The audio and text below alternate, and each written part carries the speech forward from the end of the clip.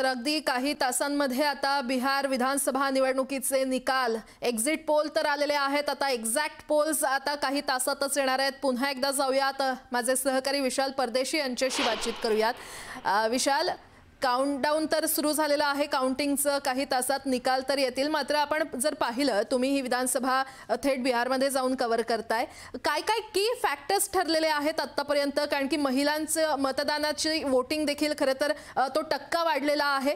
नेमके काय काय की फॅक्टर्स यावेळी ठरले? की फॅक्टर्स मी स्पष्ट करतो, पण आता तेजस्वी यादवांबद्दल आपण जर पाहिलं तर सत्तारूढ सरकारमधले नेते कशा पद्धतीने टीका करताना दिसले। पण मला एक गोष्ट या सगळ्याच्यात प्रामुख्याने सांगायची की तेजस्वी यादवांचा जो स्टान्स दिसतोय, ज्या पद्धतीने त्यांची देहबोली दिसते, जो आत्मविश्वास दिसतोय, याचा ना पूर्व इतिहास प्राजक्त आपण लक्षात घेतलं पाहिजे। 2010ची निवडणूक आरजेडीला फक्त आणि फक्त 22 जागा मिळाल्या होत्या।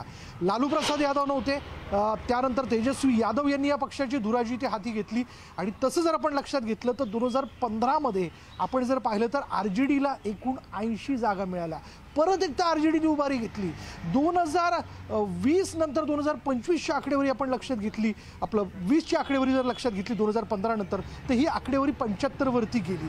म्हणजे तेजस्वी यादव यांचा पक्ष पुन्हा एकदा 10 वर्षांनंतर उभारी घेताना दिसतोय। म्हणून अर्थात याही वर्षी त्यांना एक फार मोठा कॉन्फिडन्स आहे की आपण सत्तेमध्ये येऊ शकतो। आणि का नसावा, प्रत्येक पक्षाचा प्रमुख हा आत्मविश्वास व्यक्त करताना दिसतो, पण ते खूप संयमाने घेतात, कारण त्यांना बिहारच्या जनतेची नस जी आहे ना, किंवा त्यातले ठोके जे ना ते सापडलेले आहेत। म्हणून तेजस्वी यादव यांच्या बाबतीत विरोधी म्हणजे सत्तारूढ पक्ष कितीही टीका करत असला तरी काहीही घडू शकतं महागठबंधनच्या बाबतीत।